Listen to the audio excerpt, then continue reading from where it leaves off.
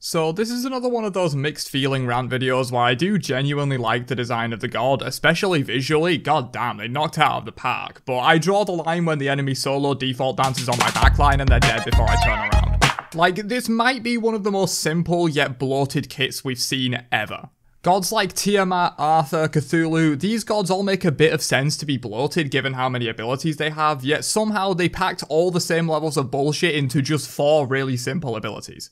Sure, it makes the god really easy to pick up and destroy with, see what I did there? But it makes the experience even less fun for people playing against him because you don't even have to learn a complex kit to get all that juicy power creep value.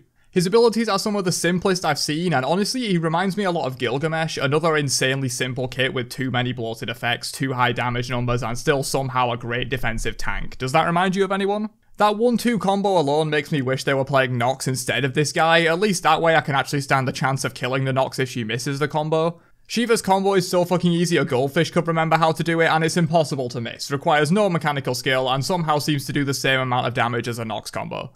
And we all know how much I hate Nox's current design. So you'd think with all this OP ability damage in these combos, he has to be a solely ability based warrior that leans towards damage, right? Nope, he has an attack speed steroid that doubles as an attack speed debuff to counter auto attackers, 30% mitigations if he just decides to sit in his 3. Oh, and you know those block stacks that were so OP they had to get removed from Shell and nerfed in several god kits? Well, he just gets 3 of those for meditating a little bit. Seems good. Oh, and it could also give 1 block stack to your allies as well, because you know, why not? And we've not even touched on the glorious default dance ultimate that can deal up to 1300 plus 180% of power, warrior by the way, and heal up to 640 plus 40% of power plus 40% of mana as well.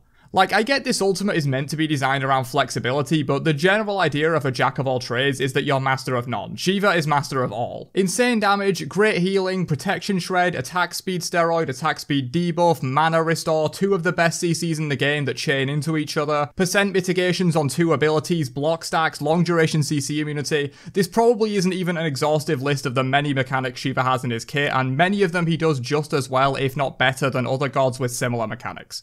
His ultimate with full healing heals just as much as Terra ult, but also restores 40% of the teammate's mana. Not to mention the 4 damage dance, or more accurately 2 damage, 2 amplification, does way more than pretty much any assassin ultimate in the game. I went completely off on Tsukuyomi's ultimate at release for having 1200 plus 240% scaling, doing the damage calculations, but for just assassin ultimates this time, we get 579.72 plus 131.66% scaling in damage. Where do you think his ultimate lies on the scale? 1.5 times maybe? 1.75? 2 times? Try 2.25 times the average damage numbers of assassin ultimates.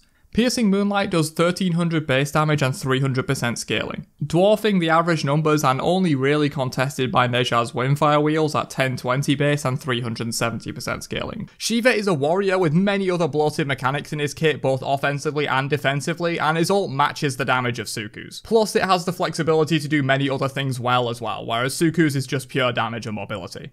So in summary, I do really like Shiva's design, both visually and in terms of how his kit feels fluid and he's a ton of fun to play. However, the sheer amount of different and powerful effects in his kit, along with numbers that are just clearly out of line with the rest of the cast, makes me not like the god as much as I could. But that's it for me on this one. Let me know your own thoughts on Shiva down below, and I'll catch you guys in another one later on. Have a great day, and peace out, you nerds.